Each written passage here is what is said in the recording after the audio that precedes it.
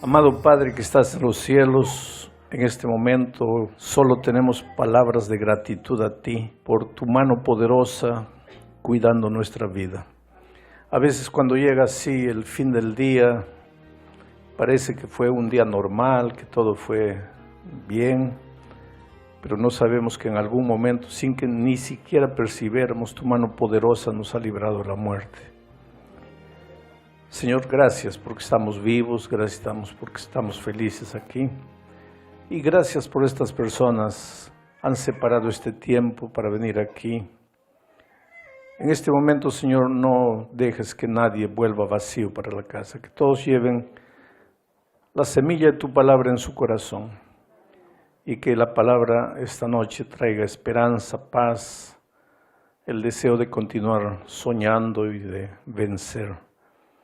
Muévete poderosamente en la persona de tu Espíritu Santo. Y si alguien esta noche necesita de ti, necesita un milagro, necesita una intervención poderosa de tu parte, tú que eres Padre de amor, tú que conoces la lucha de cada hijo, extiende tu mano y bendice a esa persona. En el nombre de Jesús. Amén. Vamos a abrir el texto bíblico. Esta noche vamos a estudiar el capítulo 3, quiere decir un versículo del capítulo 3 de la epístola de Pablo a los romanos. ¿Cómo se llaman los que nacen y crecen en la Gran Canaria? ¿Qué les dicen? ¿Canarienses? ¿Canarios? Canarios, como el pajarito canario. Muy bien. Porque les quiero explicar, ustedes abren la Biblia y dicen a los Gálatas, a los Corintios, a los Efesios, a los Romanos, y pues el que conoce la Biblia sabe de lo que se trata, pero a veces el que todavía no conoce mucho la Biblia, ¿qué es eso de Romanos? Es que Pablo, que fue uno de los apóstolos, él organizaba iglesias, fundaba iglesias, y después seguía su viaje organizando otras iglesias. Y como en esos tiempos pues no había avión, no se podía visitar constantemente una iglesia, él escribía cartas, escribía epístolas. Y le escribió una carta a los romanos, a los hermanos de la iglesia de Roma, que fue una de las primeras iglesias implantadas en aquellos días. Esa carta está registrada en la Biblia como la carta o la epístola a los romanos. En Éfeso, o Éfeso, como quieran llamarle, también había una iglesia. Él escribió una carta a los hermanos de Éfeso y esa carta está en la Biblia como la epístola a los Efesios. En Corinto había otra iglesia, le escribió a los corintios, les escribió 2 cartas. Por eso tenemos primera a los corintios, segunda a los corintios. A veces Pablo escribía cartas a personas. Por ejemplo, a Timoteo le escribió 2 cartas. A Filemón le escribió una carta. A los hermanos de la iglesia Colosas le escribió. Esa carta está como la carta a los colosenses. Entonces, cuando yo digo, vamos a abrir la Biblia en la epístola de Pablo a los romanos, esta carta originalmente fue escrita para los hermanos de Roma. Pero como ya dije durante los otros días, las enseñanzas bíblicas sirven para nosotros hoy. Porque aunque los tiempos han cambiado, el ser humano no ha cambiado. Los miedos que la gente tenía en los tiempos bíblicos son los mismos miedos que hoy día la gente tiene. Los problemas familiares que la gente tiene hoy eran los mismos problemas familiares que la gente tenía en esos tiempos. Entonces, como el ser humano no ha cambiado, pues de la Biblia los principios, los consejos valen para nosotros hoy. Ahora, hay que saber diferenciar las costumbres, los usos, el estilo de vestimenta, esas cosas, pues esas cosas han cambiado porque en ese tiempo se usaba sandalia, túnica y hoy se usa trajes. En ese tiempo no había jeans, hoy día se usa jeans. Pues esas cosas cambian, esas cosas son gitanas de una generación para otra, pero los principios, esos principios son eternos y los principios bíblicos sirven para nosotros hoy. A veces cuando no se sabe estudiar la Biblia, cuando no se conoce el contexto, se comete algunas imprudencias. Por ejemplo, Pablo, hay un versículo que él dice así: la mujer no debe hablar en público. Entonces muchos que no conocen la palabra de Dios, que no conocen el contexto, que no conocen las circunstancias, hoy día, miren, hoy día en pleno siglo XXI, hay algunos cristianos, yo diría inocentes, porque aunque sean sinceros, son inocentes, de no conocer el contexto y decir no, la mujer no puede hablar en público porque Pablo dice que la mujer no puede hablar en público. Solo que hay que entender por qué Pablo dijo que la mujer no puede hablar en público, porque en ese tiempo la cultura era otra, las costumbres eran otras, y en los tiempos de Pablo, solo las mujeres livianas, las mujeres, las prostitutas, vamos a decir, de ese tiempo, solo ellas se atrevían a hablar en público. Una señora honesta jamás. Entonces, en esas circunstancias Pablo escribió, porque había muchos nuevos creyentes que comenzaban a ir a la iglesia y si veían a una mujer hablando, pues se escandalizarían y saldrían, dirían, ¿a dónde me estoy metiendo? Aquí no puedo. Pero los tiempos han cambiado. Hoy día, pues tenemos presidentes de muchos países, mujeres, inclusive la presidenta de Brasil era una mujer, y tantos países tienen presidentes. Hoy día hay gerentes de empresas mujeres, hay grandes líderes mujeres. Hoy día no se puede decir que si alguien viene a la iglesia se va a escandalizar porque una mujer está hablando. Los tiempos han cambiado. Bueno, pero nada de esto es mi tema. Vamos al texto bíblico de esta noche. Romanos capítulo 3, versículo 23, dice así: por cuanto todos pecaron y están destituidos de la gloria de Dios. Por cuanto todos pecaron y están destituidos de la gloria de Dios. ¿Qué quiere decir eso? Por cuanto todos pecaron y están destituidos de la gloria de Dios. La gloria de Dios es el carácter de Dios. El carácter de Dios. Y dice el texto que nosotros todos estamos destituidos del carácter de Dios. Quiere decir, hemos perdido el carácter de Dios, porque originalmente cuando Dios creó a Adán y Eva, la Biblia dice que los creó semejantes a Él. No podríamos decir que eran semejantes a Él en el aspecto físico, porque nosotros no tenemos siquiera una idea de cómo es Dios. Los escritores bíblicos imaginan a Dios como un ser humano, con la forma humana, pero eso es... nadie ha visto a Dios para decir, lo he visto y tiene esta forma. Pero la semejanza era la semejanza del carácter. El ser humano originalmente, Adán y Eva, eran abnegados, no había egoísmo, vivían en unidad, respeto, honestidad, fidelidad, el respeto por la vida. Cuando Dios les dijo, cuiden del jardín, protejan. Los abusos ecológicos que se ven en nuestros días hoy no existían en ese tiempo, porque el ser humano era un ser humano pues mayordomo de Dios, cuidaba de la creación que Dios le había confiado. Originalmente ni siquiera mataba animales para comer. Todo eso sucedió ya después del diluvio, cuando pues por la necesidad tuvo que hacer eso, pero originalmente el ser humano tenía un carácter tan lindo porque era el carácter del Creador. Pero el pecado, dice el texto bíblico, hizo que nosotros perdiéramos el carácter de Dios. El otro día yo encontré un hombre que me dice, pastor, yo tengo una cosa para decirle, pero tengo vergüenza, no sé cómo decirle. Le digo, dilo, si puedo ayudarte, te voy a aconsejar, pero ¿qué te pasa? Dice, pastor, es que yo amo a mi esposa, yo amo a mis hijos, pastor, yo daría la vida por ellos. Le digo, pero ¿y por qué tienes vergüenza de decir eso? No, pastor, es que no es eso lo que le quiero decir. ¿Y qué más? Yo pego a mi esposa, yo golpeo a mis hijos. Y eso es lo que yo no entiendo. Porque si yo los odiara, si yo no los amara, yo entendería que por qué soy así. Pero es que yo los amo. Yo daría la vida por ellos y no me entiendo por qué soy como soy, por qué soy así.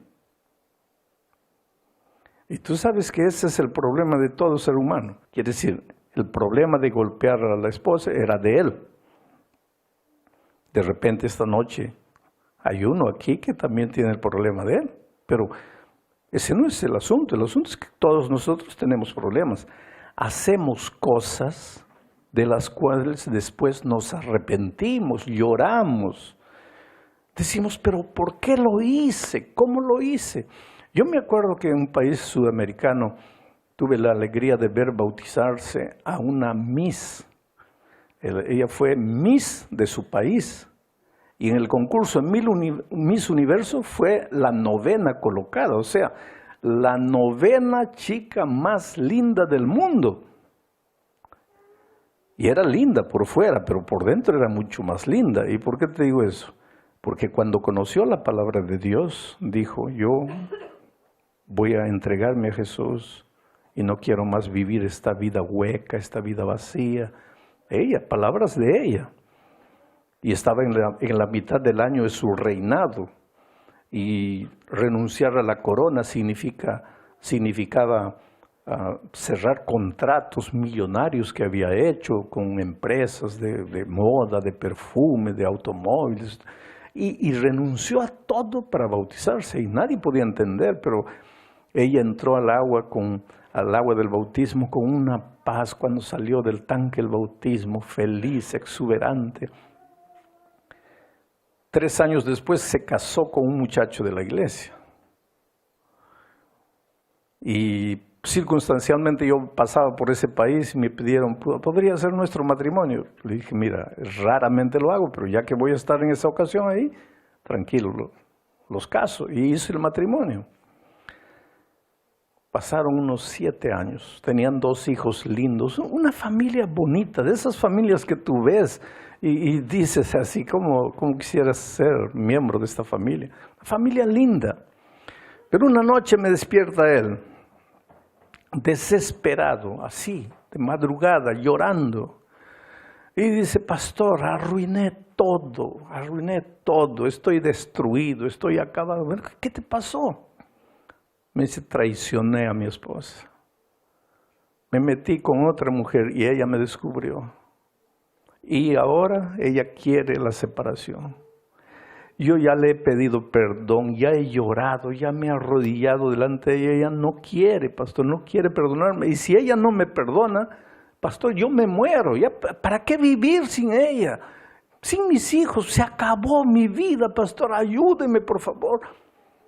Le digo, pero ¿por qué?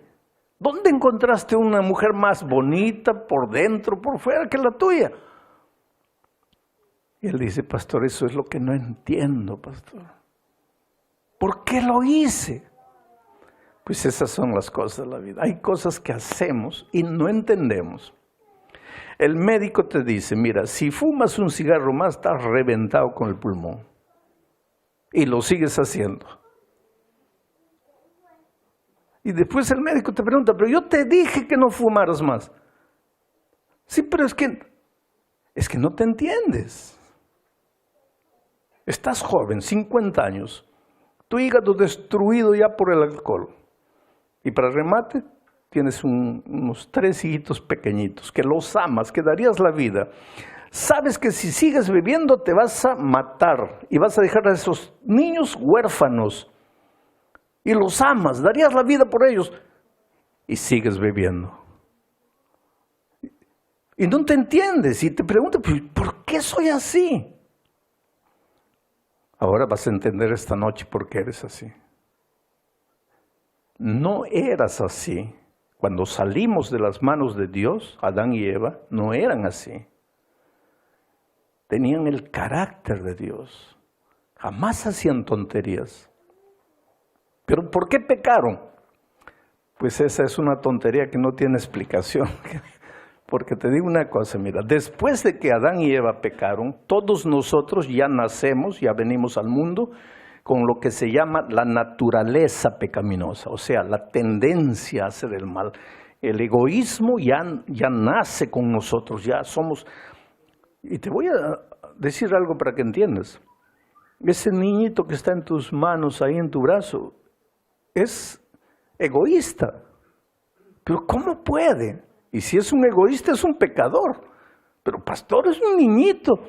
Yo sé, querido, que es un niño, pero ya vino al mundo con la tendencia con que todos nosotros venimos después del pecado de Adán y Eva.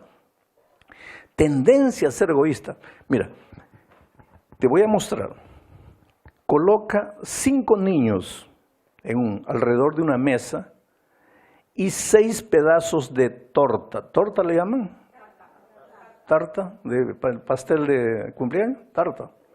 6 pedazos de tarta y 5 niños. Cada uno agarra su pedazo y come lo más rápido posible. ¿Para qué? Para agarrarse el pedazo que está sobrando. ¿Qué cosa es eso? Egoísmo. Pero cuando somos niños somos egoístas auténticos. Le están dando a alguien alguna cosa, el niño corre y se agarra primero. Es un egoísta auténtico, se muestra, no disfraza.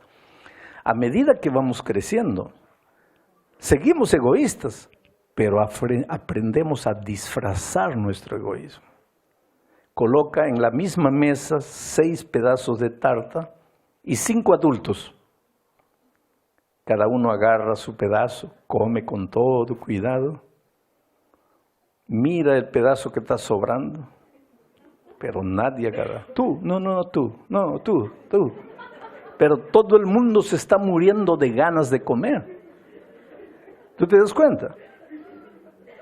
Porque todos nacemos así, somos egoístas por naturaleza. Dale a tu hijito la comida, no quiere, ofrécela al otro, ahí quiere. Eso está ahí. Solo que cuando crecemos pues ya nos volvemos egoístas malos. El niño es un egoísta inocente, pero la tendencia está ahí. Y esa tendencia, todos nacemos con tendencias para diferentes cosas. Tendencia para ser egoísta, tendencia para ser mentiroso, tendencia para ser codicioso, tendencia para ser envidioso, tendencia hasta para ser violento, para ser un asesino. Hay gente que nace con tendencias asesinas, tendencias para todo. Por eso Pablo dice, por cuanto todos pecamos, no que nosotros hayamos pecado, sino que todos nacimos de nuestros padres Adán y Eva. Ahora la pregunta es la siguiente: ¿por qué Adán y Eva pecaron? Porque ellos fueron creados con el carácter de Dios. Ellos no tenían la naturaleza que nosotros tenemos. Ellos eran perfectos en su naturaleza. ¿Por qué pecaron? Ahí está la diferencia entre Adán y Eva y nosotros. Que nosotros podemos decir así: yo pequé porque no pude resistir, porque la tendencia fue más grande que mi voluntad. Tú puedes decir eso, pero Adán no puede, porque él sí podía resistir, porque él no tenía tendencias, él era perfecto en su naturaleza. Entonces, ¿por qué pecó? Fue una decisión consciente de practicar el pecado. Pero ahora te digo una cosa: ¿qué cosa es practicar el pecado?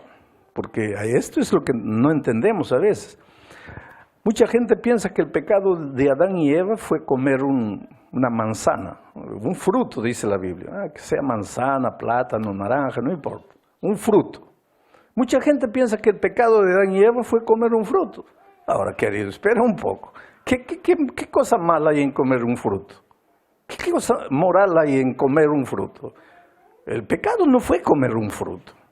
El pecado fue otra cosa. ¿Qué cosa es pecado? Eso es lo que vamos a entender. Porque a veces nosotros pasamos la vida así. No puedo ir allá porque es pecado. No puedo hacer esto porque es pecado. No puedo sentarme porque es pecado. No puedo levantarme porque es pecado. No puedo fumar porque es pecado. No puedo comer porque es pecado. Hay gente que vive desesperada, no puede hacer nada, no puede mirar para lugar ninguno porque todo es pecado. Es que no he entendido lo que es pecado. Y otra cosa, Cuando tú aceptas a Cristo, tienes que vivir una vida exuberante, bonita, en paz. No una vida de angustia que no puedo porque es pecado, que pecado. ¿Qué vida exuberante es esa? Entonces Cristo se equivocó. Y hay mucho cristiano que solo vive pensando qué cosa es pecado para no hacer. Yo digo que hay mucho cristiano que vive la vida cristiana como si fuera así. Tengo la misión de llegar allá. El suelo lleno de huevos crudos. Allá está el cielo. Yo quiero llegar al cielo. Pero tengo que pasar por aquí. Sin quebrar un huevo. Madre mía, ¿qué vida es esa? Pero hay muchos cristianos así. No saben, no puedo pisar. Esa no es la vida cristiana. Entonces, muchas personas que quisieran ser cristianas, cuando ven la actitud de algunos cristianos, que no puede esto, que no puede aquello, que no puede... Pues, ¿quién quiere esa vida? Ahora, la vida ya es tan difícil, ¿me voy a complicar peor la vida? No, pues. Pero Jesús no inventó ese tipo de cristianismo. El cristianismo es exuberancia, es felicidad, es paz, no es angustia, no es conflicto. Hay que entender lo que es la vida cristiana. Pero para entender lo que es la vida cristiana, primero hay que entender lo que es pecado. Y si yo les pregunto esta noche, ¿qué es pecado? Yo sé que ustedes me van a decir, es transgresión de la ley. No, querido. No, sí, la Biblia dice. No, la Biblia no dice eso. No, sí, pastor, dice. Te voy a leer el versículo. Ese versículo está en Primera de Juan. Primera de Juan, la primera epístola de Juan, porque Juan escribió 3 cartas. En el capítulo 3, versículo 4. Te lo voy a leer para ver que no dice eso. El texto dice así. Todo aquel que comete pecado, infringe también la ley, pues el pecado es infracción de la ley. Ahora me vas a decir, está viendo, pastor, ahí dice que el pecado es infracción de la ley. No, no dice eso. Tienes que aprender a leer. ¿Qué es lo que dice? Dice, todo aquel que comete pecado, infringe también la ley. También infringe la ley. Finalmente el pecado es transgresión de la ley, infracción de la ley, pero el pecado antes de ser infracción de la ley es otra cosa. Si yo te digo, esta noche también estoy con saco le dicen esto, chaqueta, esta noche también estoy con chaqueta, ¿qué estoy queriendo decir? Que antes de estar con chaqueta estoy con otra cosa, estoy con camisa. Esta noche estoy también con zapatos. ¿Qué quiero decir? Que estoy con otra cosa antes de estar con zapatos. Esta noche también estoy con hambre. ¿Qué quiere decir? Que también estoy con sed. Y cuando la Biblia dice, el pecado también es infracción de la ley, ¿qué quiere decir? Que antes de ser infracción de la ley, el pecado es otra cosa. ¿Y qué cosa es? Ahí está, pues. Para que tú entiendas qué cosa es el pecado, tú tienes que entender qué cosa es la justicia, porque la justicia es lo contrario del pecado. Y la justicia, dice la Biblia, es Jesús. En Jeremías, cuando se anunciaba la venida del Mesías, el profeta dijo así, en los días del Mesías, Judá estará seguro, Israel será salvo, y este será el nombre por el cual será conocido el Mesías, Señor, justicia nuestra. O sea, Jesús es la justicia. Si Jesús es la justicia, ¿qué cosa es el pecado? Cuando te separas de Jesús, ya entraste al pecado. Pero pecado no es matar. No, pecado no es matar. Robar, tampoco. Adulterar, tampoco.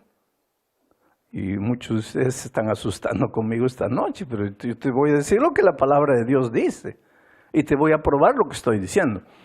La Biblia dice que estar en el pecado es estar en la carne, es estar pues en los caminos malos, ¿no? Y mira lo que dice Gálatas capítulo 5, versículo 19. Dice, y manifiestas son las obras, los frutos los resultados, dice, y manifiestas son las obras de la carne, o sea, de estar en la carne, de estar en el pecado. Los frutos, los resultados, dice, manifiestas son las obras de la carne, que son adulterio, fornicación, inmundicia, lascivia, idolatría, hechicería, enemistades, pleitos, celos, iras, contiendas, disensiones, herejías, envidias, homicidios, borracheras, orgías. Pablo dice que todo eso es ¿qué cosa? El resultado del pecado. Eso no es el pecado. Eso es el fruto del pecado. Eso es la consecuencia del pecado. El pecado es otra cosa. O sea, tú no eres pecador porque matas. Tú matas porque eres pecador. Si no fueras pecador, no matarías. Pero ¿qué pasa con nosotros? Estamos aquí desesperados. No puedo matar, no puedo robar, no puedo mentir, no puedo esto, no puedo... Pero esto es fruto. ¿Para qué te preocupas con los frutos? Tú resuelve el problema del pecado. ¿Y qué es pecado? Separación de Dios, porque cuando te separas de la justicia, pues ya estás en pecado. Te voy a hacer un ejemplo. Vamos a decir que yo tengo un pomar y tengo una planta de naranja, un naranjo. Pero no quiero que en mi pomar haya naranjas. No quiero que se produzcan naranjas en mi pomar, pero tengo en el centro un árbol de naranjas. Entonces, ¿qué hago para que desaparezcan las naranjas de mi pomar? Agarro un machete y me quedo montando guardia, ¿no? Vigilando a ver. Aparece una naranja, la corto. Aparece otra naranja, la corto. Solo que cuando corto esta, aparecen dos arriba. Me subo para cortarlas de allá, ya aparecieron 4 abajo. Bajo para cortar esta, aparecieron 7 allá. Y toda mi vida, o sea, corta naranja, corta. Y cuanto más corto naranjas, más naranjas aparecen. Pero hay otra manera más sencilla de terminar con el pecado. ¿Y cuál sería? Corto la naranja y ya no hay más naranjas. ¿Sabes cuál es el problema de los cristianos?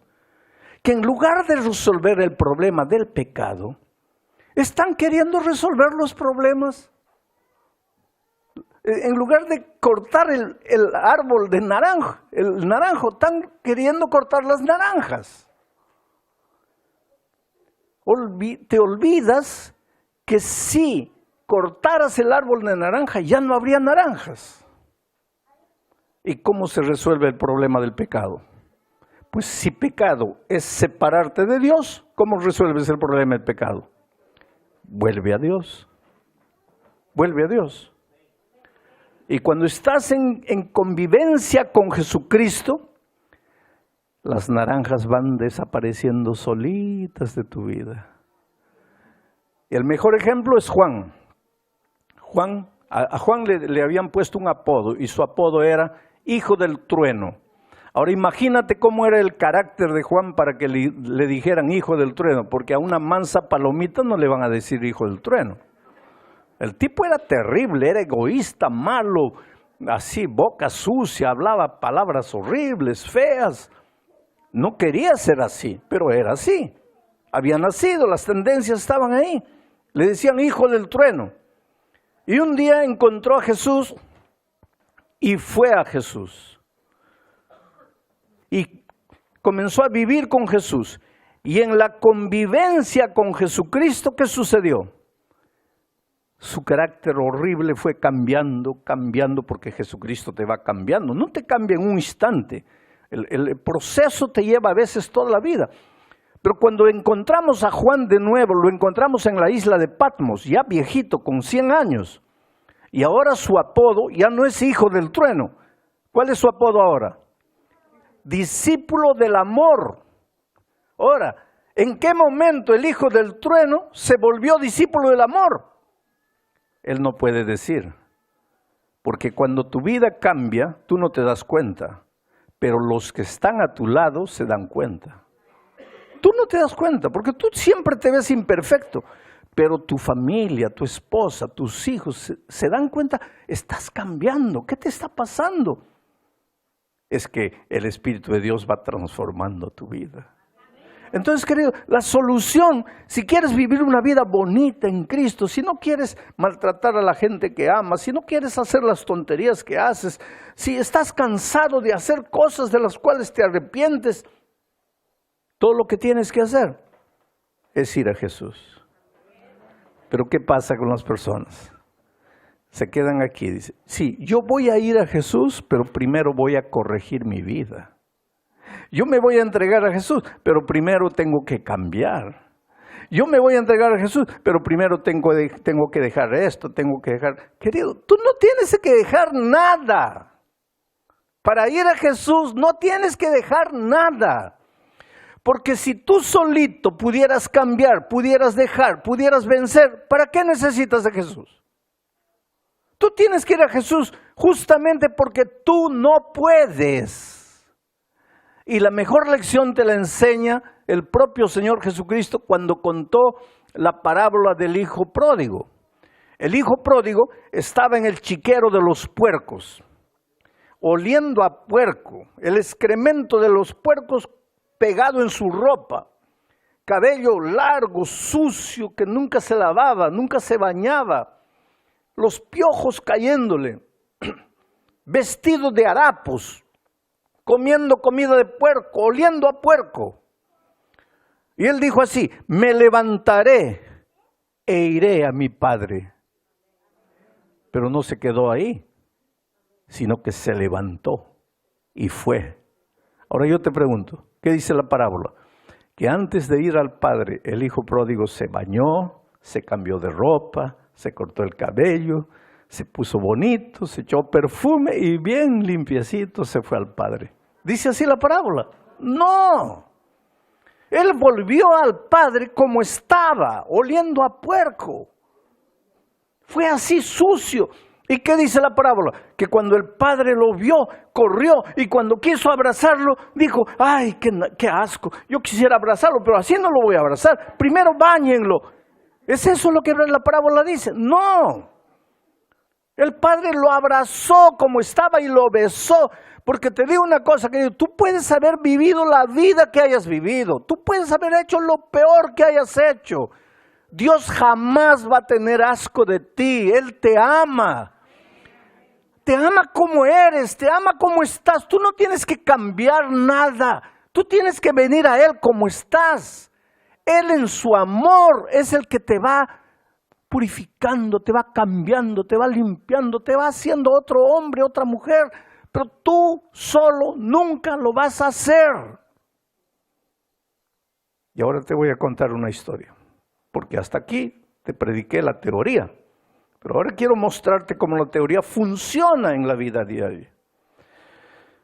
Yo era joven, pastor, en una favela, ¿cómo le llaman ustedes?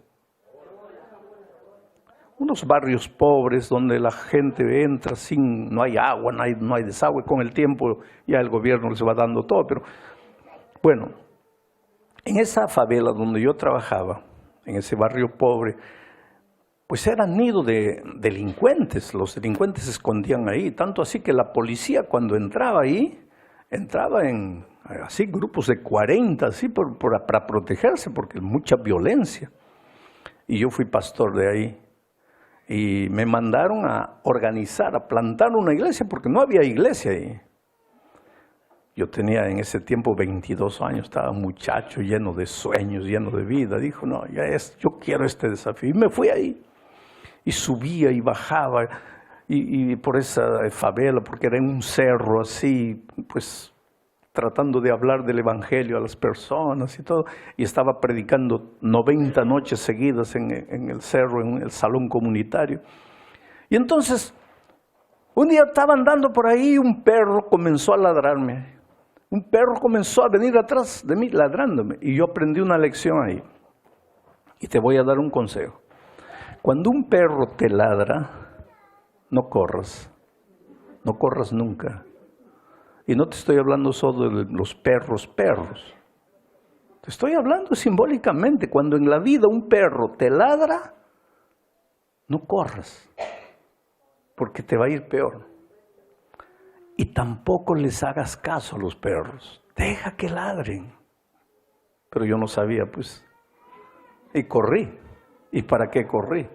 De aquí a poco ya no era uno, era 5, eran 10 perros atrás de mí. Y yo no sabía dónde meterme. Había una puerta así de calamina en medio del cerro. Me metí ahí. Y cuando entro me doy cuenta dónde me metí. Hubiera preferido que los perros me agarraran adentro, porque era un ambiente sórdido, ¿sabes? Horrible.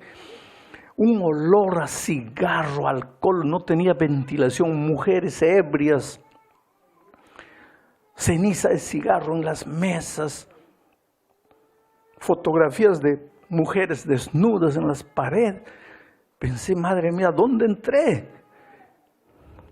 Y quise salir, y las mujeres me rodearon.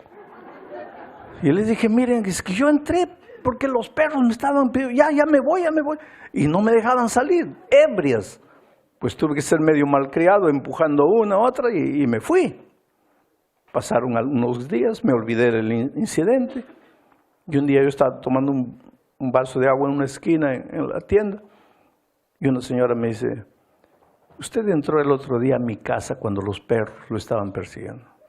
Le dije, sí, discúlpeme. Es que pues estaba escapándome los perros. No, me dice, usted discúlpenos.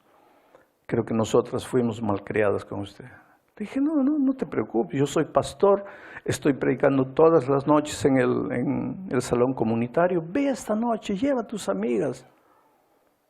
Y esa noche apareció la mujer. Se sentó allá atrás, ebria, y durmió. Toda la predicación ella durmió. A la siguiente noche apareció, se sentó en el mismo lugar, durmió. Y la otra noche apareció y durmió. Y yo pensaba en mi corazón, pero ¿para qué viene? No entiende nada. Pero no perdía una noche, era todas las noches. Llegaba cuando yo estaba empezando la predicación, se sentaba, terminaba, desaparecía. Pero sabes que el Espíritu de Dios trabaja en los corazones y un día parece que el Espíritu la sacudió porque cuando terminó ella vino a buscarme. Estaba ebria, se sentía a lo lejos el olor de alcohol. Y me dice, pastor, usted puede pensar que porque yo estoy ebria no le entiendo, yo le entiendo todo. Le digo, ¿y qué estás entendiendo? Si yo entiendo que Jesús me ama, que Jesús quiere cambiar mi vida, pero yo no puedo aceptar. ¿No puedes aceptar qué? Que cambie mi vida. ¿Y por qué no? Porque yo tengo que dejar de beber. Y si yo dejo de beber, me muero. Le digo, no, hija, estás equivocada. Las personas no se mueren porque dejan de beber. Las personas se mueren porque beben. No, usted no entiende. Pues cuéntame, ¿qué pasa? Y me contó su historia. Me dice, pastor, yo era feliz. Tenía un esposo, 3 niños lindos. Éramos felices. No teníamos mucho dinero, pero éramos felices. Hasta que yo adquirí el vicio de la bebida. Mi esposo no sabía qué hacer. A veces él llegaba en la tarde del trabajo, me encontraba durmiendo ebria, los niños de hambre sin haber comido nada. Y él me decía, pero hija, mira, yo tengo que dejarte, tengo que ir a trabajar, vuelvo, mira la situación. Un día me golpeó y después empezó a llorar y me dice, mira, yo no quiero hacer eso. Yo te amo, yo te respeto, pero mira, tú me sacas de lo serio. Tú no puedes vivir como estás viviendo, no puedes hacer lo que estás... Pero pastor, el vicio era tan grande, porque así son las cosas. Que cuando tú caes en un vicio, tú puedes hacer lo que quieras para librarte y no puedes. Y ella me dijo un día, mi esposo, me dijo llorando, mira hija, ya no voy a tocarte más, no voy a agredirte, pero escucha una cosa. Tú estás destruyendo la vida de nuestros hijos. Si tú los amas, ya, olvídate de mí, pero de ellos. Si tú los amas, vete a la casa. Porque con ese ejemplo, con esa vida, estás acabando la vida de ellos. Y ella me dice, pastor, los animales no abandonan a sus crías, pero yo, llevada por el vicio, tuve el valor de abandonar a mis hijos. El menorcito de 2 años. Y me vine a vivir aquí. Y empecé a vivir esa vida miserable que usted vio. Eso soy hoy día. Pastor, cuando estoy sobria, la nostalgia de mi familia, ganas de ver a mi esposo, a mis hijos. Entonces, para olvidarme, bebo. Y cuando despierto la bebida, el dolor. Para olvidarme, bebo. Y cuando despierto, el dolor. Entonces bebo. He llegado a un punto, pastor, en que yo bebo de noche y de día. Yo vivo permanentemente ebria. Y si los perros no lo hubieran seguido, yo nunca hubiera venido aquí, si usted no hubiera entrado allá. Y yo escucho y yo entiendo, pastor, pero no puedo cambiar, no puedo. Yo no puedo dejar la vida porque yo me muero. ¿Cómo voy a vivir sin mi familia? Pero te digo una cosa, el día que tú te entregues a Jesucristo, tú no tienes idea de lo que Dios puede hacer en tu vida. Yo he visto delincuentes, yo he visto drogadictos, perdidos, acabados, ser transformados por el poder de Dios. Y esa mujer se entregó a Jesús. Y Jesús le arrancó la bebida. Pero ahora lloraba de día y de noche por la familia. Y un día no aguanté más, le dije, mire, dame la dirección de tu esposo. Yo voy a visitarlo. Y fui a visitarlo. El hombre me recibió con toda cordialidad, no sabía quién era, me presenté como pastor, pero cuando le mencioné a la esposa, se transformó. Y me dice, fuera de aquí. Ella te mandó, no quiero saber nada de ella. Mira mi hogar, mira mi casa. Mira mi familia destruida, ella es la culpable. Y yo sé lo que hace, yo sé dónde vive. Fuera de aquí, no quiero más conversación. Le dije, mira, la mujer que salió de tu casa ya no existe. Es otra. ¿Cómo otra? Ella no bebe más. No te creo. Ella no bebe más. Yo estoy viniendo para que le des la oportunidad de ver a sus hijos. Yo no te digo, recíbela de vuelta. Yo digo, dale la oportunidad de ver, de abrazar a sus hijos. No. Le digo, ¿sabes por qué no quieres? Porque tú amas a esa señora. Él saltó como una fiera herida. Amarla. ¿Cómo crees que puedo amar a una mujer de eso? ¿Tú crees que yo no soy hombre? ¿Cómo voy a amar a una mujer así? Digo, entonces, ¿por qué tienes miedo de verla? Déjame traerla. Tráela. Y fue así que marcamos un día. Sabes que en la vida de un pastor hay momentos inexplicables. Ese momento fue uno de esos. Cuando yo entré con esa mujer. Ahí estaba el hombre, sus 3 hijos pequeñitos, y ella corrió, no dio tiempo ni de hablar nada, corrió, se arrodilló llorando, comenzó a besar los pies del esposo y de los hijos. Y les decía, perdónenme, perdónenme, yo acabé con la vida de ustedes, perdónenme. Pero déjenme volver, no como esposa, no como mamá, como una sirvienta, déjenme volver, solo para arreglarle la casa, para darles la comida. Puedo dormir en un rincón, olvídense de mí, pero déjenme volver, déjenme cuidar de ustedes. El hombre la miró con desprecio y dice, borracha, ¿estás borracha? Y ella dice, no estoy borracha. Pregúntale al pastor. Jesús me encontró, arrancó la bebida de mí, yo no bebo más. Mentira, estás borracha.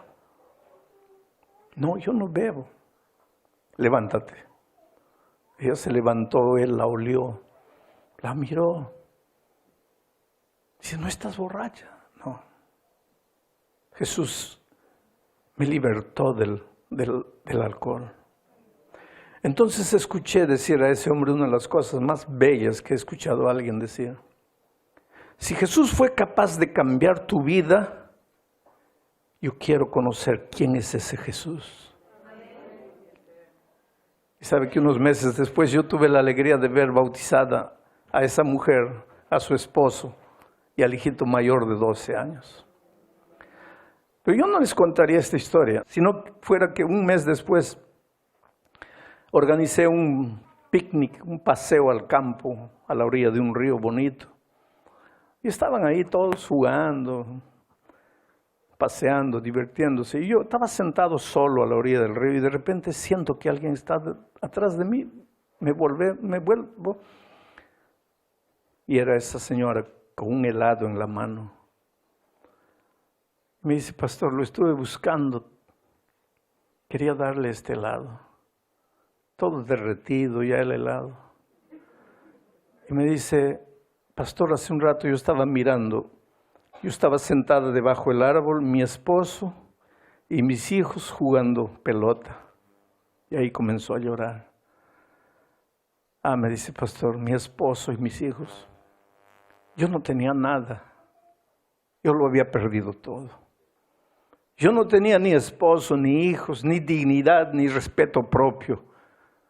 Yo era lo que era, pastor, usted sabe. Y cómo Dios me devolvió todo. Me devolvió mi esposo, mis hijos. Me hizo de nuevo. Oh, pastor, yo nunca tendré palabras para agradecer a Dios. Entonces me acordé de usted. Y tampoco podré darle nada para agradecerle, pero le compré este helado. Y lo busqué por todo lado. Tome, pastor. Gracias. Porque un día los perros lo llevaron hasta mi casa. Gracias. Y tú sabes, querido, yo en la vida he tomado helados. ¿Le dicen helado aquí? Helado de fresa, helado de chocolate, helado de vainilla. Pero nunca había tomado un helado con sabor de gratitud. Es un helado que entra quemando, ¿sabes? Una vida transformada. Esa mujer no se quedó aquí diciendo, Señor, voy a cambiar de vida, voy a dejar de la bebida y cuando ya haya cambiado me voy a entregarte. No, no. Ella fue así. Y el Padre la recibió y la amó y la transformó. Hoy día es una mujer ejemplar. Una mujer ejemplar. ¿Por qué? Anda pensando, no puedo hacer esto es pecado. No, lo único que ella quiere es, Señor, no quiero separarme de ti nunca. Si tú me preguntas esta noche, ¿qué cosa es cristianismo? Cristianismo es vivir la más linda experiencia de amor con Cristo. No tengas miedo de ser cristiano, no tengas miedo de entregarte a Jesús, no tengas miedo de vivir con Jesús. Y Él en ti va a ir haciendo desaparecer todas las cosas feas de tu vida. Tú no te preocupes con eso. Tú preocúpate en no separarte de Jesús, en amar a Jesús. Y deja que Jesús haga por ti lo que tú no puedes hacer por ti. Por eso tengo que terminar haciéndote nuevamente una invitación. Pero esta invitación es para todos, miembros de iglesia, amigos que están visitando, para todos. Si tú quieres decirle esta noche, Señor, ayúdame a amarte, a vivir contigo una experiencia de amor. Ayúdame a entregarte mi corazón. Ayúdame a no separarme de ti. Si tú quieres decirle eso, le voy a pedir a Sara que venga para cantar. Porque mientras ella canta, voy a pedir que te levantes y vengas aquí adelante, te aproximes aquí, porque yo quiero hacer una oración especial por todos ustedes aquí, una oración de consagración. Padre amado que estás en los cielos, extiende tu mano y toca la vida de cada una de las personas que ha llegado esta noche aquí.